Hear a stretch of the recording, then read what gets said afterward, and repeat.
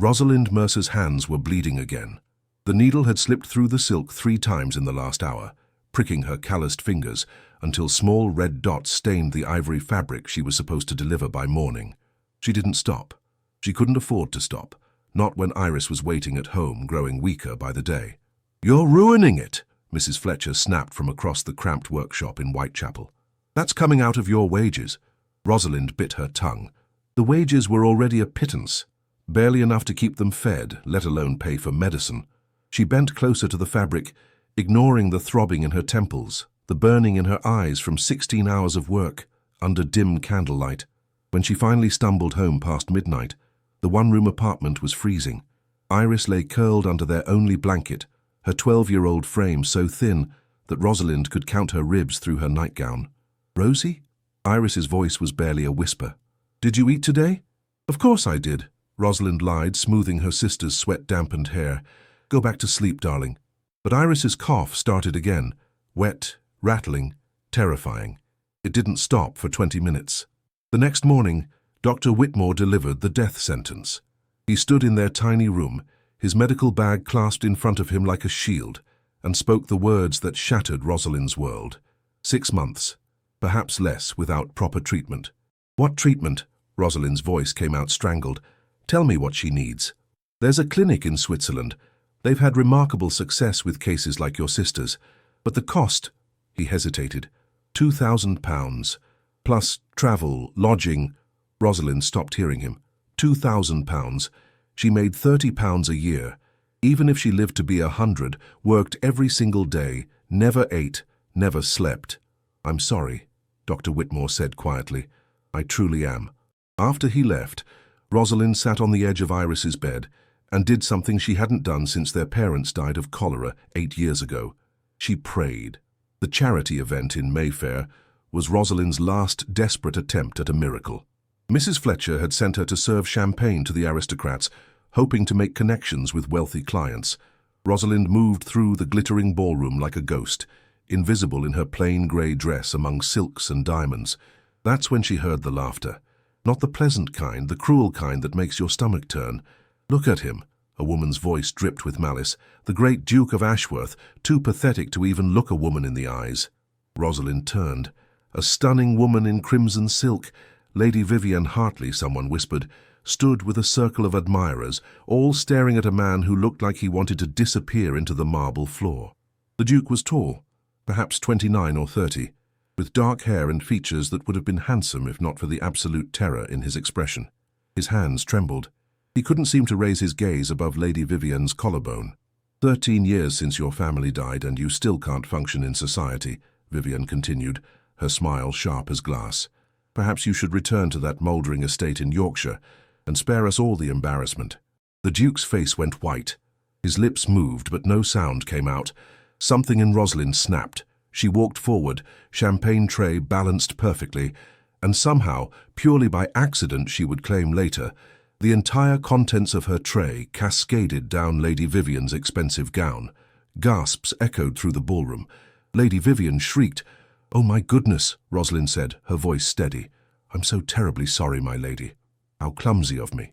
She turned to the Duke, meeting his shocked gaze directly. "Please accept my apologies for the rudeness of some guests, Your Grace. Not everyone here has proper manners." Then she curtsied and walked away, heart pounding, expecting to be thrown out. Instead, she felt eyes on her back. When she glanced over her shoulder, the Duke was staring at her with an expression she couldn't read. Rosalind did something insane that night. She followed the Duke's carriage through the London streets until it stopped at a townhouse in Belgravia. She waited until the lights came on in the upper windows. Then she walked up to the front door and knocked. The butler who answered looked at her like she was mad. "I need to speak with the Duke," she said, her voice steadier than her hands. "Please, it's urgent. The Duke does not receive visitors. Tell him it's the girl from the champagne incident. Tell him I have a business proposal." 5 minutes later, she stood in the Duke's study. He sat behind a massive desk, still couldn't look at her directly, his fingers drumming anxiously on the leather surface. "You shouldn't be here," he said quietly. "It's not proper." "Neither is dying at 12, Rosalind replied. "Your Grace, I'll be direct because I don't have time for games. I know you need an heir. I know the Crown is threatening to seize your estates if you don't produce one. I know you can't, she stopped herself. I know you find it difficult to be around people. His jaw clenched. What is it you want? £2,000. She forced herself to keep talking. I have a sister. She's dying. There's a treatment in Switzerland that can save her, but it costs money I'll never have. So I'm making you an offer. She took a breath. Marry me. I'll give you an heir. Then I'll disappear. Quietly, discreetly. You'll have fulfilled your obligation. I'll have saved Iris. It's just a transaction. The silence stretched so long that Rosalind thought he might call for the authorities. Then Adrian Blackwell, Duke of Ashworth, looked at her for the first time, really looked at her, and in his eyes she saw the same desperate pain that lived in her own. Why me? He asked. Because you're the only person I've ever seen who looked as alone as I feel, she said honestly. And because I hope, you might understand what it's like to do anything to save someone you love. His hand stopped trembling. No pretense of affection. None. No expectations beyond the heir. None. And after? I leave. You never have to see me again. He stood slowly, walked to the window, stared out at the dark London streets. My family died in a fire when I was 16. I was in the village that night. I came home to find everything burning. I couldn't save them. I couldn't save anyone. His voice cracked. I haven't been able to let anyone close since. I don't know how to. I'm not asking you to love me, Your Grace, Rosalind interrupted gently. I'm asking you to make a deal. He turned, extended his hand. Adrian, if we're to do this, you should use my name. She shook it. His palm was clammy, but his grip was firm. Rosalind, we marry in 3 days, he said. Private ceremony. I'll transfer the funds before we leave for Yorkshire. You'll have your money. I'll have my heir, and then we go our separate ways, she finished. Neither of them mentioned that it sounded like the loneliest arrangement in the world. The wedding took place in an empty church with 2 witnesses pulled from the street. Rosalind wore her only decent dress, a faded blue cotton that had been her mother's. Adrian wore black, appropriate for a man attending a funeral rather than his own wedding. The vicar rushed through the vows like he had somewhere better to be. Do you, Adrian Edmund Blackwell, take this woman? I do. Adrian's voice was barely audible. And do you, Rosalind Ann Mercer? I do. By the power vested in me, you may kiss. That won't be necessary, Adrian said quickly, stepping back. The papers. Where do we sign? No kiss, no celebration, just signatures on legal documents and a gold ring that was 3 sizes too large for Rosalind's thin finger. Before they left London, Adrian took her to his bank. She watched, numb, as he signed a cheque for £2,000 and handed it to her like it meant nothing, when it meant everything. For your sister, he said softly. Rosalind clutched the cheque so hard it crumpled. I'll arrange everything with Dr. Whitmore today. Iris will leave for Switzerland tomorrow. Good. The word hung between them. What else was there to say? Saying goodbye to Iris was worse than Rosalind imagined. The girl clung to her in their tiny room, tears streaming down her pale cheeks. You're leaving me, Iris sobbed. Rosie, please don't leave me. I'm not leaving you, darling. I'm saving you. Rosalind held her sister tight, breathing in the scent of her hair, memorizing the feel of her small body. You're going to Switzerland with Dr. Whitmore. You're going to get better. And when you're well, you'll come live with me in Yorkshire. I promise. But you're married now. To a duke. He won't want me. He will, Rosalind said, hoping it was true. Everything will be fine. You just need to get better, understand? That's all that matters. Dr. Whitmore arrived with the travel arrangements. Rosalind kissed her sister's forehead one last time and forced herself to walk away before her resolve crumbled completely. On the train platform, Adrian stood apart from her, hands in his pockets, staring at nothing. They didn't speak during the entire 6-hour journey to Yorkshire. He sat across from her in the private compartment, occasionally glancing at her, then away, then at his hands, then out the window. Rosalind watched the countryside roll past and wondered what she'd just done. Ashworth Hall rose from the Yorkshire moors like something from a Gothic novel. Dark stone, countless windows, turrets that disappeared into the fog. It was beautiful and terrible, and so enormous that Rosalind couldn't imagine anyone living there alone. But Adrian had, for 13 years. The staff lined up outside, 20 servants at least, all staring at her with varying degrees of shock and contempt. At the front stood a severe woman with iron-grey hair and the expression that could freeze fire. "Mrs. Pemberton, my housekeeper," Adrian said, his voice flat. "This is the Duchess of Ashworth." Mrs. Pemberton's gaze raked over Rosalind's worn dress, her calloused hands, her unfashionable hair.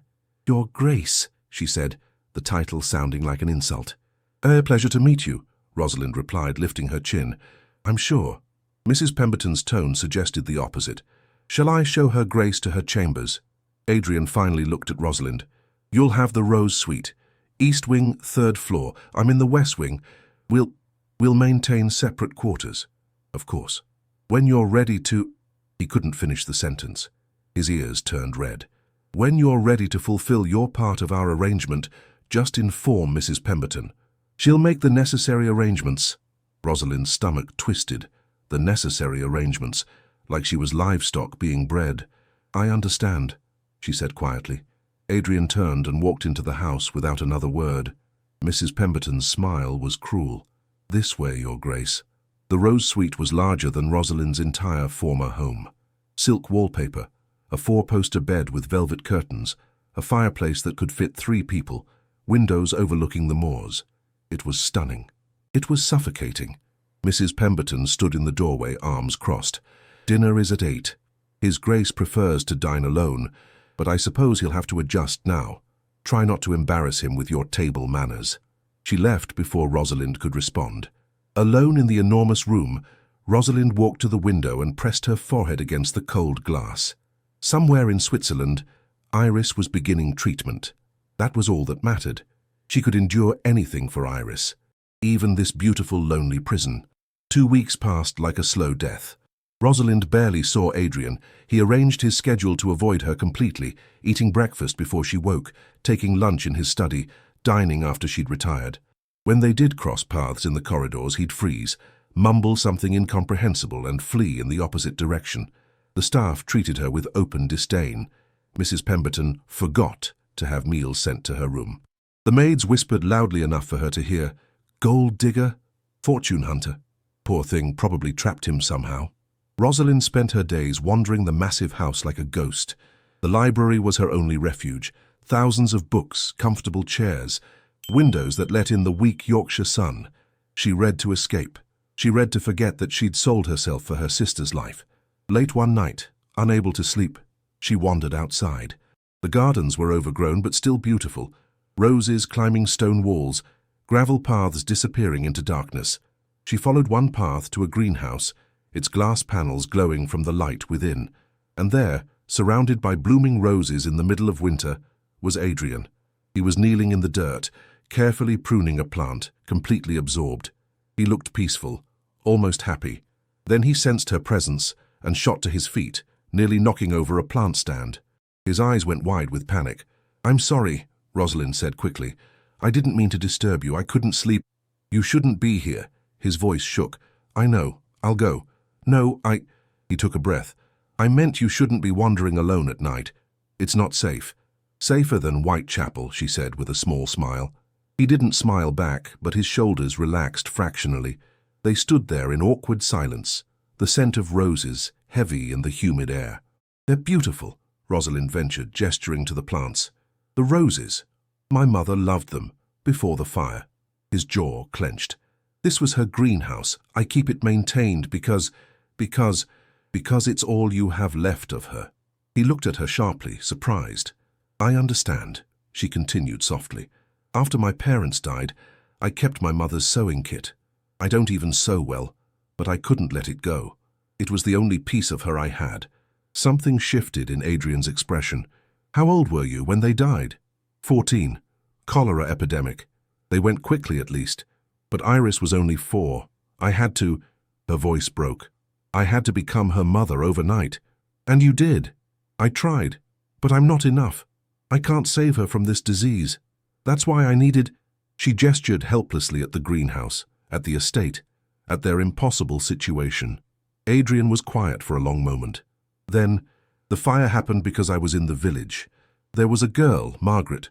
She'd smiled at me, and I was so desperate for someone to notice me that I went to meet her that night. While I was gone, a lantern fell in the library. Everyone died. My parents, my two younger brothers, my sister, the servants, everyone. Adrian, they died because I wasn't there to save them, he continued, his voice rough. Because I was too much of a coward to tell Margaret I couldn't meet her. Because I always ran from everything difficult, I still do. Rosalind took a step closer. He tensed but didn't flee. Survival isn't cowardice, she said. You were 16. It wasn't your fault. I was the heir. I should have been there. And if you had been, you'd be dead too. Then what? Your entire line extinct, your estate seized, everything your family built gone. You survived for a reason, Adrian. He finally met her eyes. In the greenhouse light, she could see unshed tears. What reason could possibly justify their deaths? I don't know, she admitted. But maybe you survived so that 13 years later, you could save a 12-year-old girl you've never met. Maybe Iris is alive right now because you lived. Maybe that's enough. Adrian's breath caught.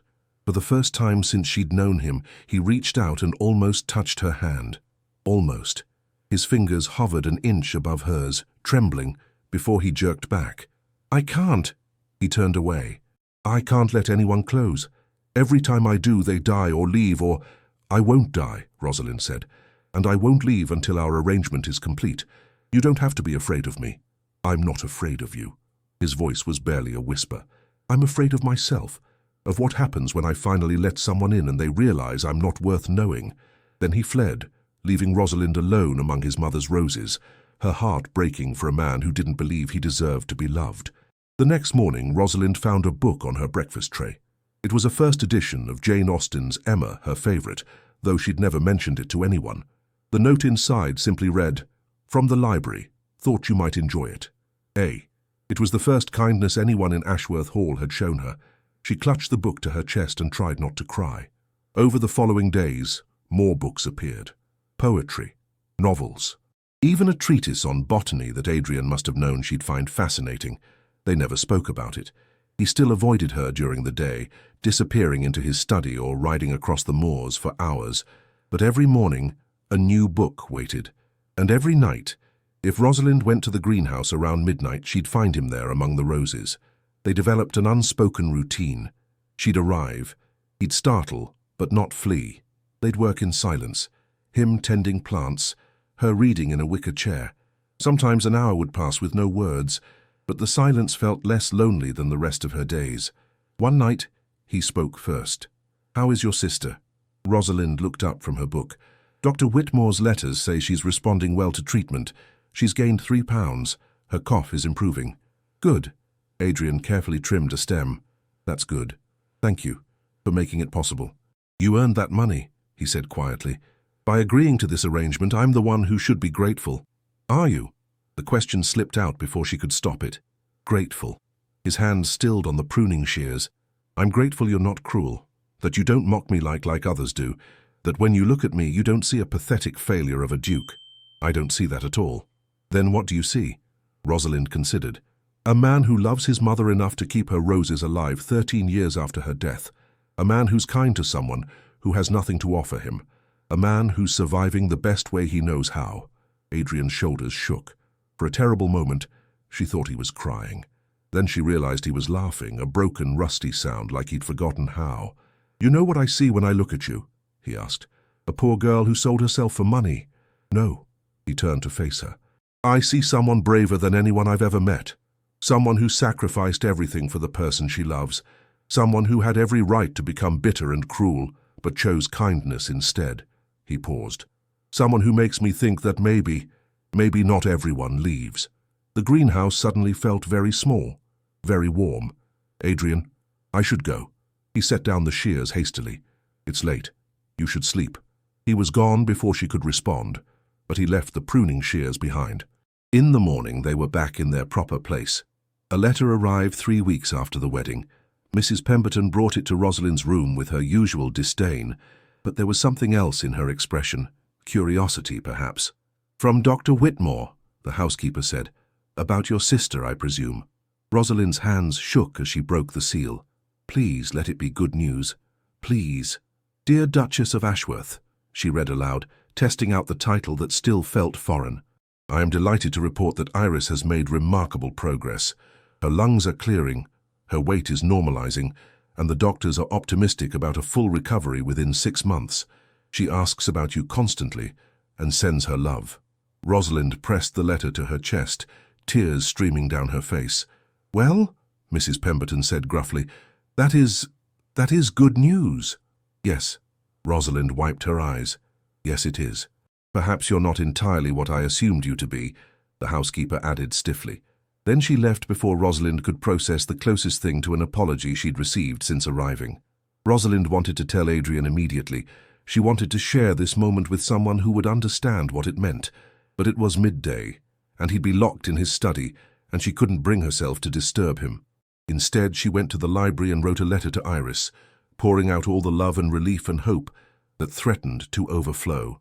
That night in the greenhouse, Adrian was waiting for her. It was the first time he'd arrived before her. He stood by the roses, hands in his pockets, looking uncertain. "Mrs. Pemberton told me about the letter," he said. "About Iris. She's getting better," Rosalind said, smiling through fresh tears. "She's really getting better, Adrian. I know this arrangement between us is temporary, that you'll leave after our obligation is fulfilled. But Iris," he took a breath, "she can live here, for as long as she needs. Even after you go, I'll make sure she's cared for." Rosalind stared at him. "You'd do that? For a girl you've never met? She's your sister. That's reason enough." Something cracked open in Rosalind's chest. "Why are you so good to me? I'm nobody. I came here as part of a business transaction. You don't owe me kindness." "Yes, I do." Adrian's voice was fierce. "You're my wife. Even if it's not, even if we don't, you're still my wife. And you deserve to be treated with respect and dignity, regardless of where you came from. Your staff don't agree. Then I'll dismiss anyone who treats you poorly." "Adrian, no, I mean it." He stepped closer, and for the first time, didn't seem afraid of the proximity. "I've been a coward for 13 years.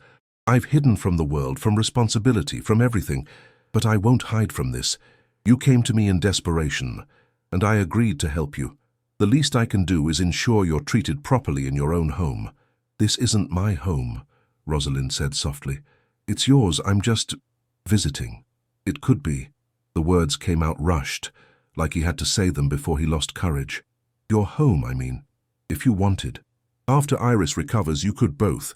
I have more than enough space, and—" "Adrian."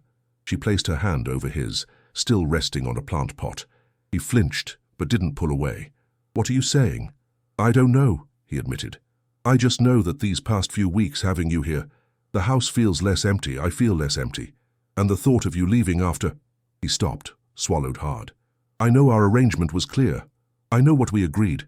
But maybe—" A loud crash interrupted him. They both jumped as the greenhouse door banged open, and Mrs. Pemberton rushed in, her face pale. "Your Grace, forgive the intrusion, but there are visitors. They arrived unannounced. Lady Vivian Hartley and her party." Adrian went white. "No, tell them I'm not receiving—" "They're already inside, Your Grace," Lady Vivian insisted. "She says she won't leave until she speaks with you." Rosalind felt Adrian's hand tremble under hers. "It's all right," she said quietly. "We'll face them together. You don't understand." His voice was barely audible. "She'll destroy you, that's what she does. She takes pleasure in ruining people. Let her try." Rosalind squeezed his hand. "I grew up in Whitechapel, remember? I've faced worse than a cruel aristocrat." But as they walked toward the main house, Adrian's fear was palpable, and Rosalind wondered if she'd just made a terrible mistake. Lady Vivian Hartley sat in Ashworth Hall's drawing room like she owned it. She'd brought 6 guests, all titled, all fashionably dressed, all looking at the house's shabby furniture and faded carpets with barely concealed disdain. Adrian stopped in the doorway, his entire body rigid. Rosalind could feel him shaking. Vivian's smile was poisonous. "Adrian, darling, how wonderful to see you again." Her gaze slid to Rosalind. "And this must be the new Duchess. How quaint." "Lady Hartley," Adrian managed. "This is an unexpected visit." "Is it?" Vivian stood, her crimson gown a splash of colour in the drab room. "I heard the most extraordinary rumour in London that you'd married. Some nobody from Whitechapel, they said. A seamstress. I simply had to see for myself." "You've seen," Adrian said tightly. "Now if you'll excuse us—" "Oh, but we've travelled such a long way. Surely you won't turn away old friends." Vivian's eyes gleamed. "I've brought Lord and Lady Pembroke, the Wentworth sisters, Lord Edmund, my brother, you remember him, and the Ashtons." We thought we'd spend a few days enjoying Yorkshire hospitality. Adrian looked like he might be sick. Rosalind knew he couldn't refuse without causing a scandal. Vivian had trapped them perfectly. Of course, Rosalind said smoothly, stepping forward. You're welcome to stay. Mrs. Pemberton will prepare rooms. She turned to the housekeeper. Please ensure our guests are comfortable. Vivian's smile sharpened. How gracious, and your accent. Whitechapel born and bred, aren't you? I can always tell. Yes, Rosalind said evenly. I'm not ashamed of where I come from. Oh, you should be. Vivian's laugh was cruel. But don't worry, darling. I'm sure Adrian here doesn't mind slumming. After all, beggars can't be choosers, can they? She looked at Adrian. And you were rather desperate for an heir. Any womb would do. Adrian's face went from white to scarlet. His hands clenched into fists, but he said nothing. He never could when Vivian attacked. He just froze. Rosalind felt rage building in her chest. How kind of you to be so concerned with my husband's heir, though I can't help but wonder why a widow with no connection to the family would care so deeply about the Ashworth succession. Can't you? Vivian stepped closer, her perfume cloying. Adrian and I have an understanding. Had an understanding before you manipulated him into this farce of a marriage. We would have made a perfect match, two noble families united. Instead, he's shackled himself to a fortune hunter who probably can't even read. I can read perfectly well, actually, Rosalind said calmly, though her heart was racing. I've been enjoying the first editions in the library, particularly the Austen collection. Have you read Emma, Lady Hartley? There's a character who reminds me of you, though she at least had the decency to be young and naive. What's your excuse? Gasps rippled through the room. Vivian's face contorted with rage. Adrian's hand found Rosalind's, gripping tight. It was the first time he'd initiated contact. The first time he'd chosen to touch her instead of flinching away. I think that's quite enough for tonight, he said, his voice still shaking but audible. Mrs. Pemberton, show our guests to their rooms. Dinner will be at 8. As the group filed out, Vivian paused next to Rosalind. You have no idea what you've gotten yourself into, she whispered. Before I'm done, everyone will know exactly what you are, and Adrian will finally see that he should have chosen me. She swept out, leaving the scent of roses and malice behind. Adrian didn't let go of Rosalind's hand. That night, Rosalind couldn't sleep.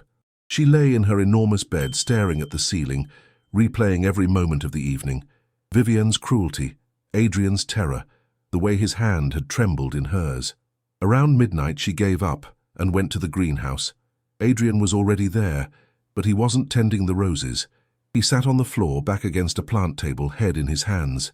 I'm sorry, he said without looking up. I'm so sorry. I should have defended you. I should have thrown her out. I should have... Adrian. Rosalind sat beside him, not touching, just close. You held my hand in front of everyone. That was more than I expected. It's not enough. It's never enough. His voice cracked. She's right. I'm pathetic. I can't even protect my own wife from insults. You're not pathetic. You're traumatized. There's a difference. He finally looked at her, and in the dim light, she could see tear tracks on his face. Do you know why I can't speak when she attacks? Why I freeze? Tell me. Because she sounds exactly like my father. Not the words, but the tone, the contempt, the disappointment. He took a shuddering breath. My father thought I was weak, too sensitive, too afraid, too useless. He said I'd be a disgrace to the title, and he was right. He was wrong, Rosalind said fiercely. Being sensitive isn't weakness. Being afraid doesn't make you useless. And you're not a disgrace. You're a man who's been hurting for 13 years, and nobody bothered to help you heal. You barely know me. I know enough. She reached out slowly, telegraphing her movement, and touched his shoulder. He didn't pull away. I know you care for roses your mother loved. I know you saved my sister without hesitation. I know you're kind to someone who came into your life as a stranger. That's not weakness, Adrian, that's strength. He turned toward her, and suddenly they were very close. Close enough that she could see the gold flecks in his dark eyes. Close enough to count the freckles on his nose. Close enough to notice that his lips were trembling. I don't know how to do this, he whispered. I don't know how to be close to someone, how to let someone in, how to... Then we'll figure it out together, Rosalind said. We have time. Do we? You'll leave after the heir... Adrian. She cupped his face with both hands, forcing him to meet her eyes. I'm not going anywhere until you ask me to. Agreement or not, I'm here, right now. With you. His breath hitched. Then, so slowly she could have stopped him at any moment, he leaned forward and pressed his forehead to hers. They stayed like that for a long time, breathing together, two broken people finding comfort in the only place they'd ever been truly seen. When they finally pulled apart, Adrian's voice was rough. "Stay with me tonight. Not for the arrangement. Just stay, please." Rosalind nodded. They lay together on the greenhouse floor, surrounded by his mother's roses, holding hands in the darkness. No expectations, no pressure. Just two people who'd forgotten what it felt like not to be alone. And for the first time in 13 years, Adrian slept through the night without nightmares. Vivian's week-long stay was a calculated campaign of destruction. Every meal became an opportunity for subtle cruelty. Every conversation a minefield of insults disguised as concern. "Dear Rosalind," Vivian said sweetly over breakfast the third morning, "your hands are so terribly calloused. What did you say you did before marrying?" "Oh yes, sewing." "How industrious." "Adrian, you must hire her a lady's maid to help with those rough patches." Lord Edmund, Vivian's brother, laughed into his tea. The Pembroke ladies tittered. Adrian stared at his plate, knuckles white around his fork. He couldn't speak, couldn't defend her. The familiar paralysis had him locked tight. But Rosalind had learned to fight in Whitechapel. "Thank you for your concern, Lady Hartley, though I find it curious that you're so focused on my hands. Are yours not occupied enough? Perhaps you need a hobby. I'm told gossip doesn't count." The table went silent. Vivian's smile turned razor-sharp. "My dear girl, I'm only trying to help. After all, you must be overwhelmed, managing a household this size with no training. It's a wonder you haven't made a complete mess of things yet." "The household runs perfectly well," Mrs. Pemberton interjected unexpectedly. "Her Grace has been most accommodating." Rosalind nearly dropped her teacup. The housekeeper had just defended her. Vivian's eyes narrowed. How touching. The servants have been trained to protect their mistress's feelings. She turned to Adrian. "You've gone soft, darling. Your father would be ashamed." Adrian flinched like she'd struck him. His breath came faster. Rosalind recognized the signs of panic. She'd seen them enough times. "Excuse me," Adrian mumbled, standing abruptly. His chair scraped violently against the floor. "I have estate matters to attend to." He fled. Vivian's smile was triumphant. "Poor Adrian," she said to the table at large. "Still can't function in polite society. 13 years and he's learned nothing. It's tragic, really." Rosalind stood, napkin still clutched in her hand. "You know what's truly tragic, Lady Hartley? That you're so desperate for attention, that you torture a man who lost his entire family, that you're so threatened by a seamstress that you've traveled all this way just to be cruel, that you're so lonely you have to gather an audience to make yourself feel important." Vivian's face went scarlet. "How dare you? No, how dare you?" Rosalind's voice was steady, but her hands shook. "You claim to care about Adrian, but you treat him like a wounded animal to be mocked. You had your chance with him, and you wasted it on cruelty. Now you can't stand that someone else might actually see his worth." "His worth?" Vivian laughed harshly. "He's a broken coward who hides in his study and can't even look people in the eye. What worth is there in that?" "More than you'll ever understand," Rosalind said quietly. Then she walked out, leaving her breakfast untouched and Vivian speechless. She found Adrian in the stables. He was saddling his horse with shaking hands, clearly planning to flee across the moors for hours like he always did when overwhelmed. "Don't," Rosalind said softly. He didn't turn around. "I can't do this. I can't sit there and listen to her and not. I can't." "Then don't sit there. Come with me instead." "Where?" "Anywhere that isn't here." She moved closer, resting her hand on the horse's neck. "Show me the estate. Take me riding. I've never been on a horse before." That made him turn. "Never? Girls in Whitechapel don't get riding lessons." She smiled weakly.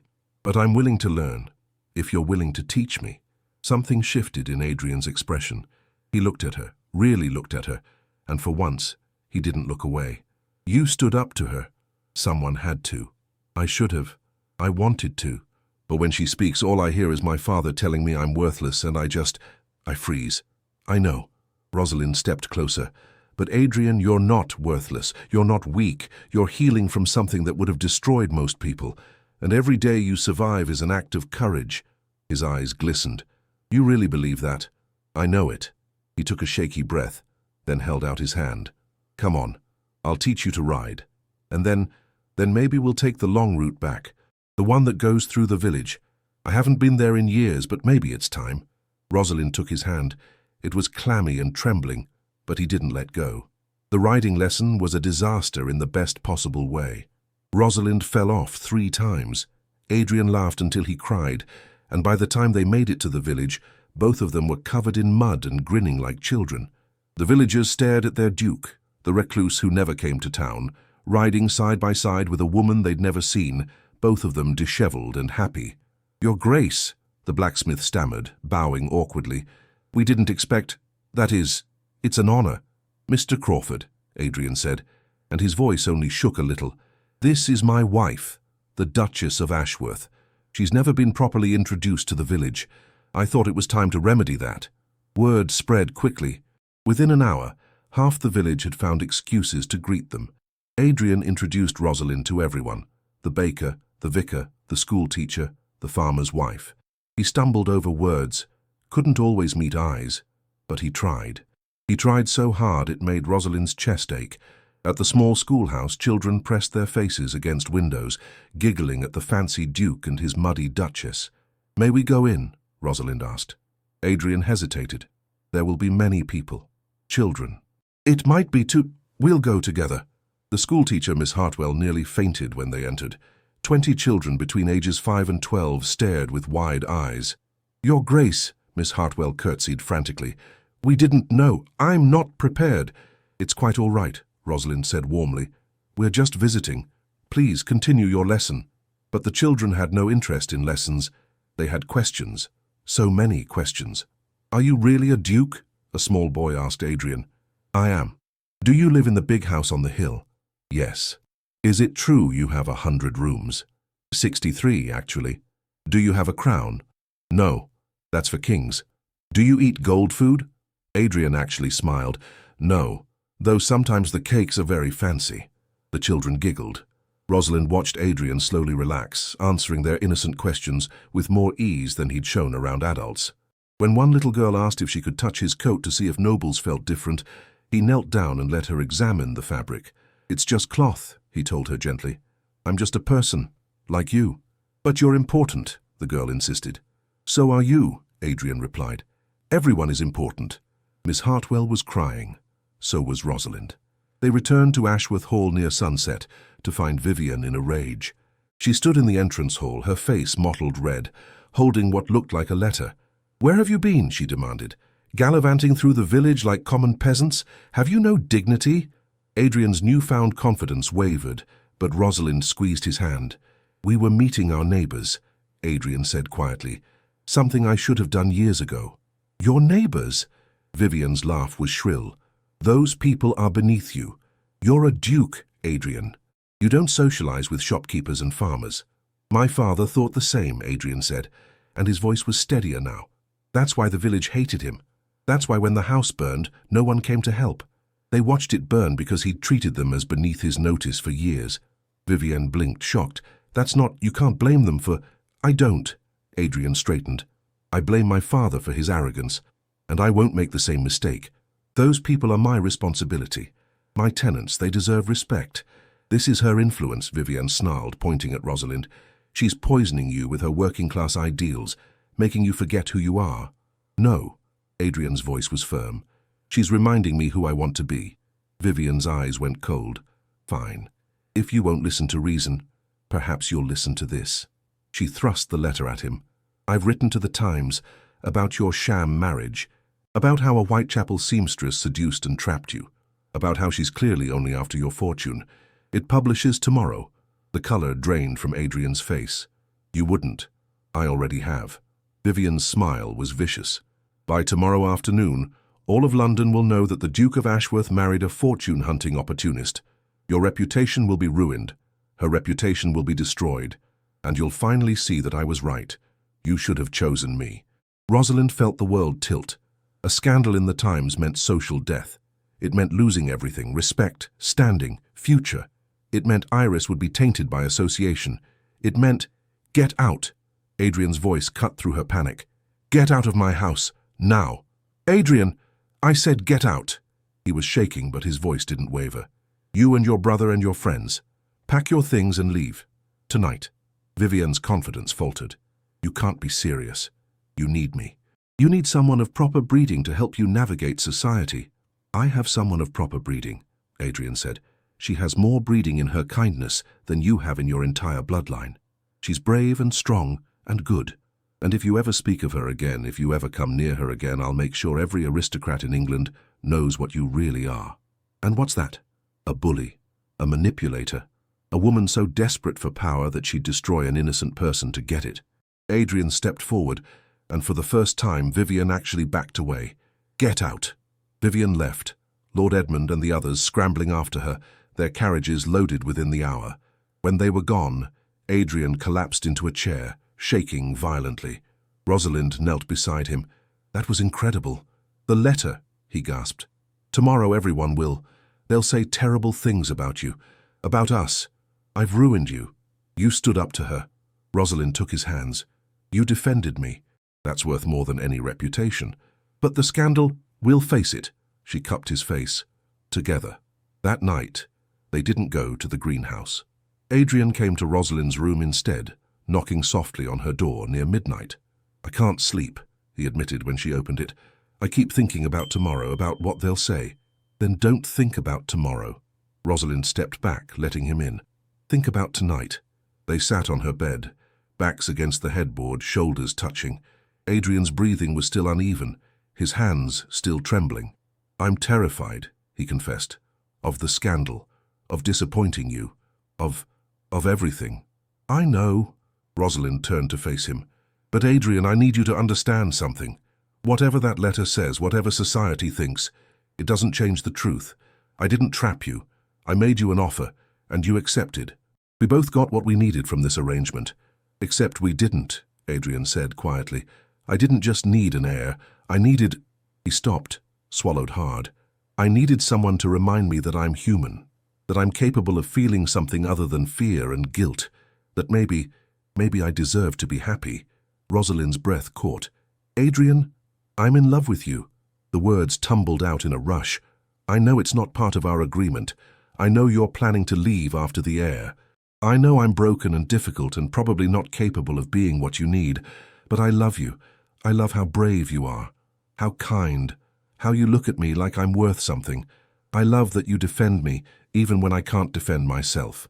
I love... Rosalind kissed him. It was soft and tentative and nothing like she'd imagined a first kiss would be. His lips were trembling. So were hers. He made a small sound of surprise, then melted into it, his hands coming up to cup her face with heartbreaking gentleness.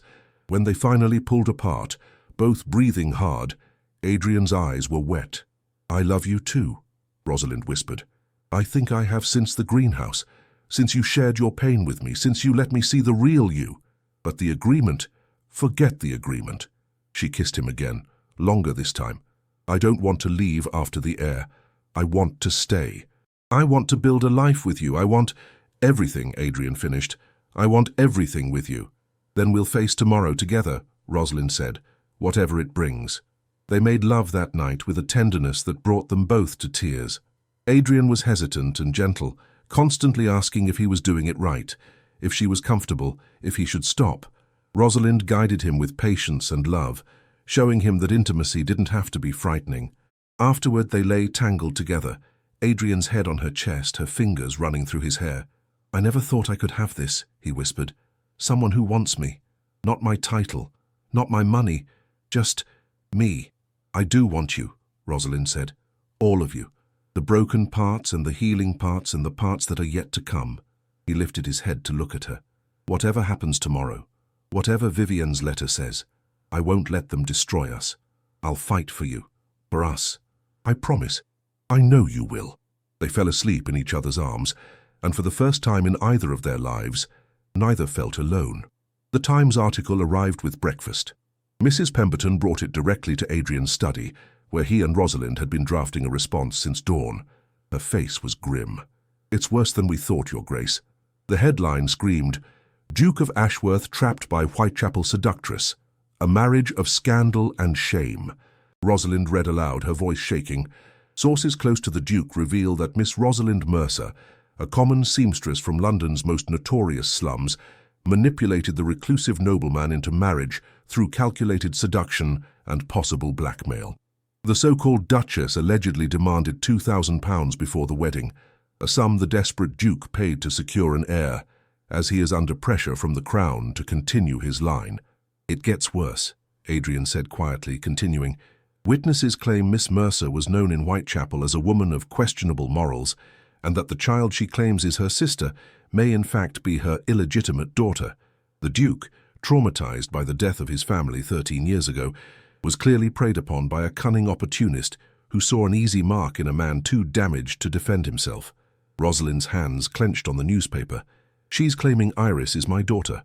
"She's calling me a liar and a whore," Adrian finished bluntly. His jaw was tight. "She's trying to destroy you completely." "She's succeeding." Rosalind felt tears burning. "By nightfall, every drawing room in England will be talking about this.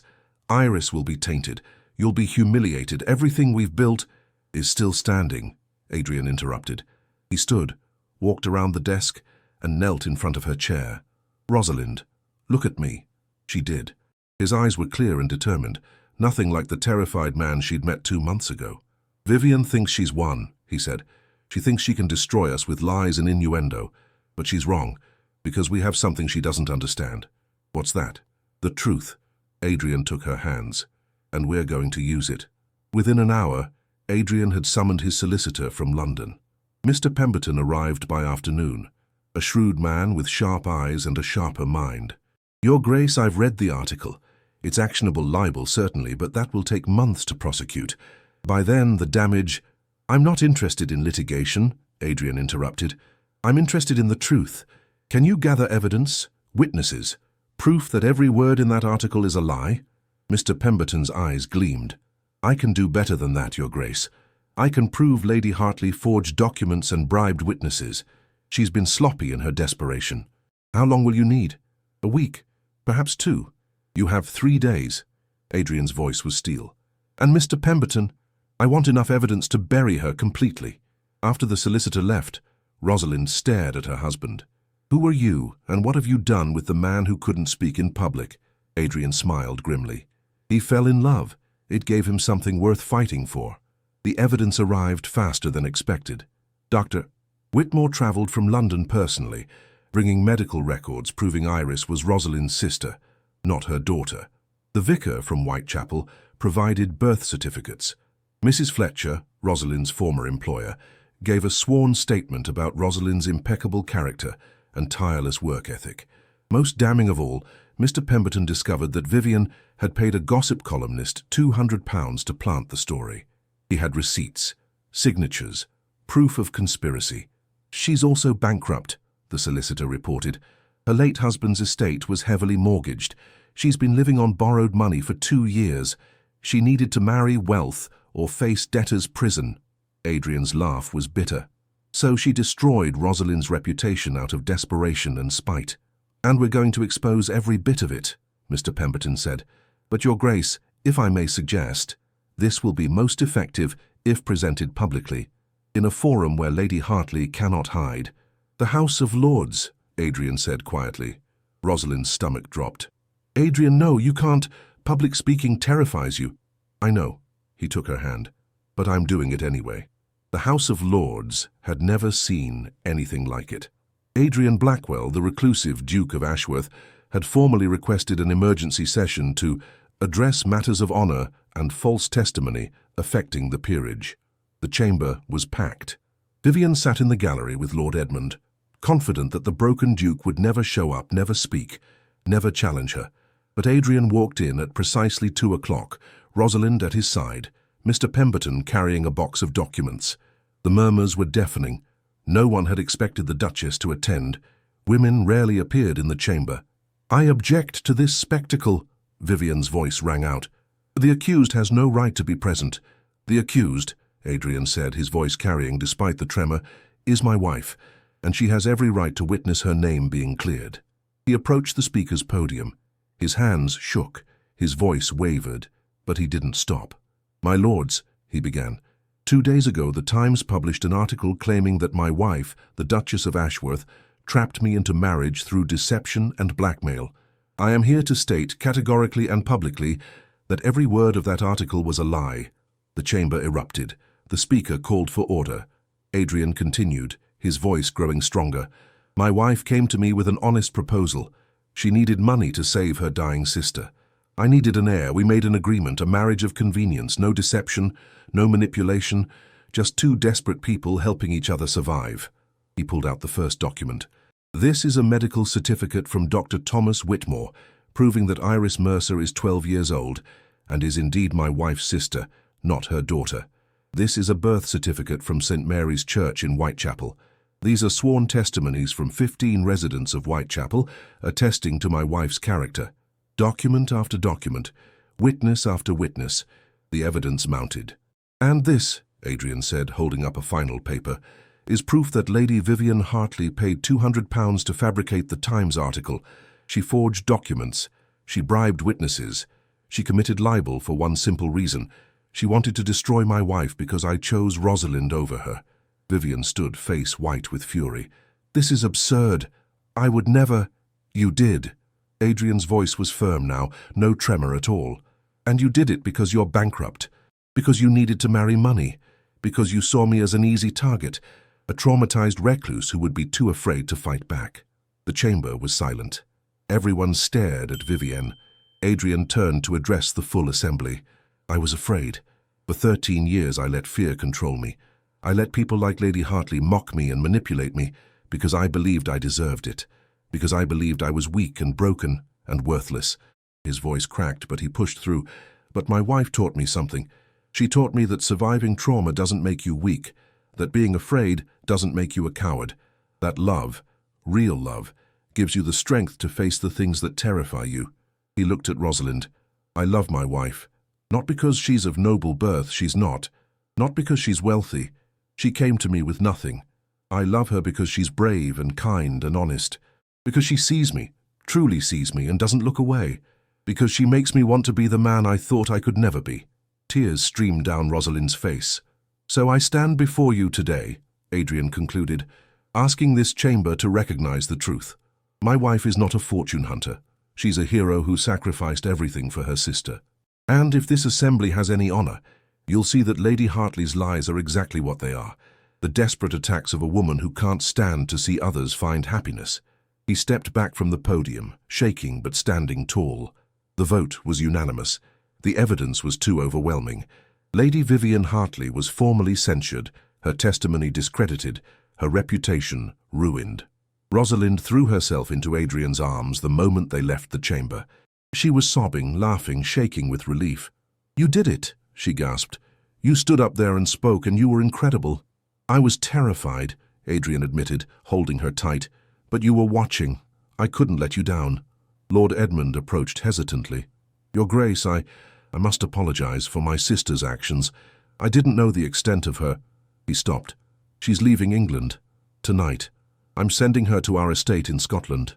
She won't trouble you again. Adrian nodded curtly. See that she doesn't. As they walked to their carriage, Rosalind leaned against Adrian's shoulder.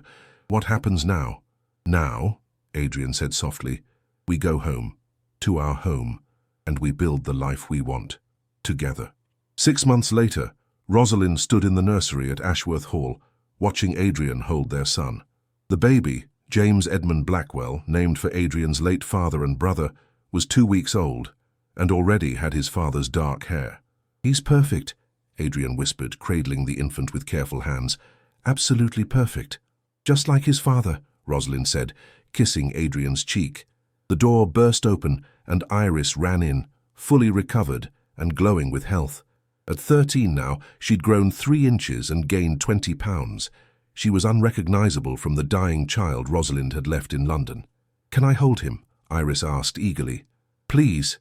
Adrian carefully transferred the baby to her arms, supervising closely.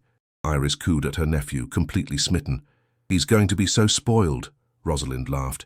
Between you and Adrian, this child won't know a moment's peace. Good, Iris said firmly. Every child should be spoiled with love. Mrs. Pemberton appeared in the doorway with tea. Lord and Lady Pembroke have arrived, Your Grace. They've brought gifts for the baby. Word of James's birth had spread quickly.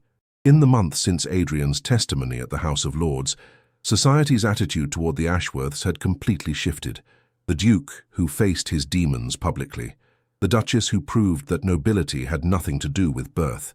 Their love story had captured hearts across England. Invitations poured in, but Adrian and Rosalind declined most of them. They preferred their quiet life in Yorkshire, surrounded by people they loved. The orphanage opened on James's christening day. Adrian had spent months converting the east wing of Ashworth Hall into a school and home for 30 children from Yorkshire's poorest families. Rosalind served as its patron, overseeing education and care. At the dedication ceremony, Adrian stood before the assembled village and spoke without notes, without fear. "This orphanage exists because my wife taught me something crucial," he said, "that what we survive doesn't define us. What we do with our survival does. These children have faced poverty, loss, hardship, but they deserve the same opportunities as any child born to wealth. They deserve love, education, hope." The children, cleaned, fed, clothed in new uniforms, listened with shining eyes. "My wife came from these streets," Adrian continued. "She had every reason to become bitter and cruel. Instead, she chose courage and kindness. She saved her sister. She saved me. And now together we're going to give these children the chance to save themselves." The applause was thunderous. That night, alone in their bedroom with James sleeping in his cradle, Rosalind curled against Adrian's chest. "Do you remember what I said to you that first night?" she asked.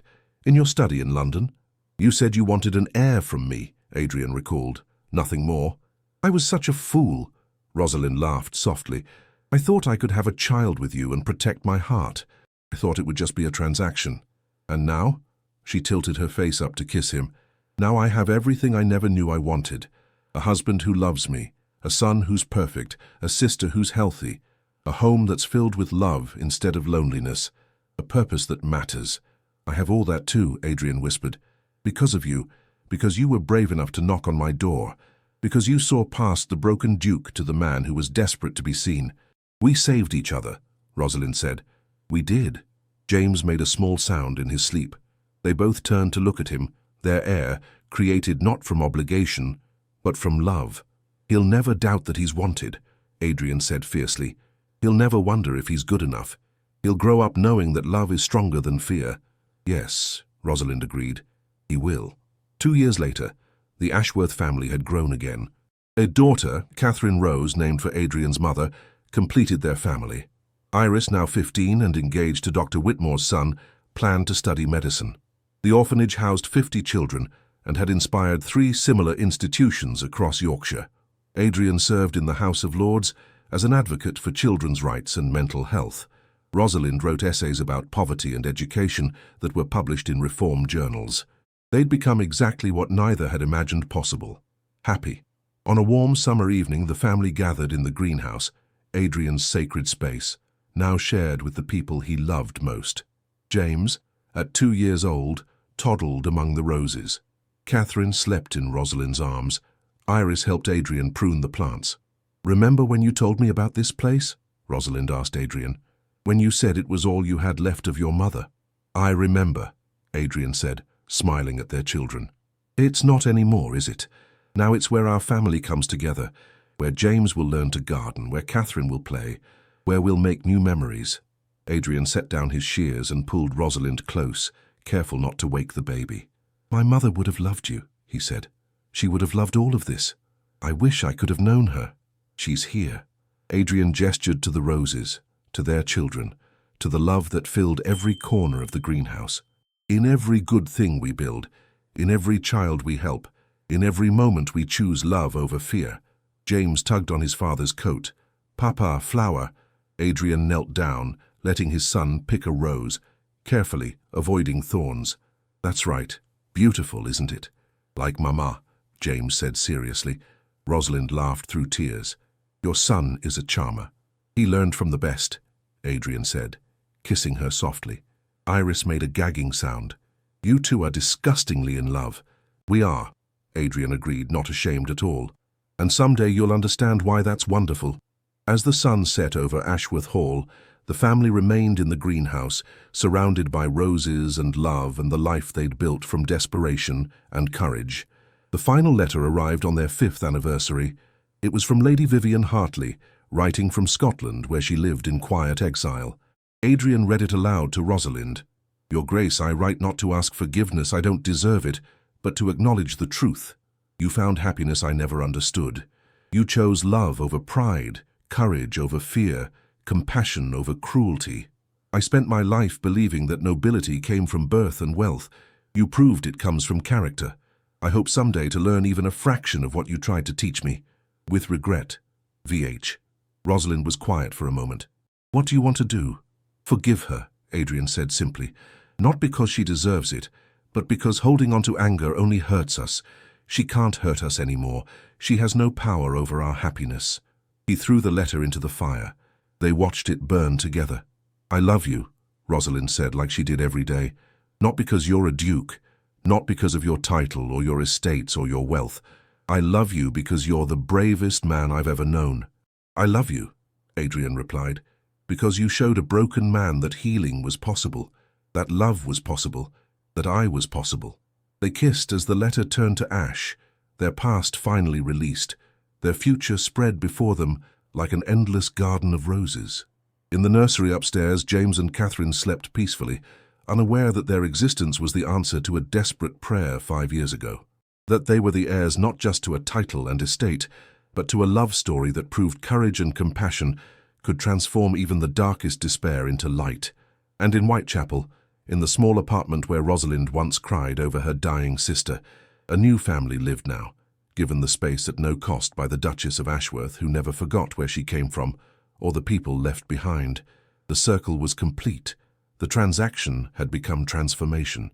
The arrangement had become a love that would echo through generations. And they lived, as all the best love stories promise, happily ever after.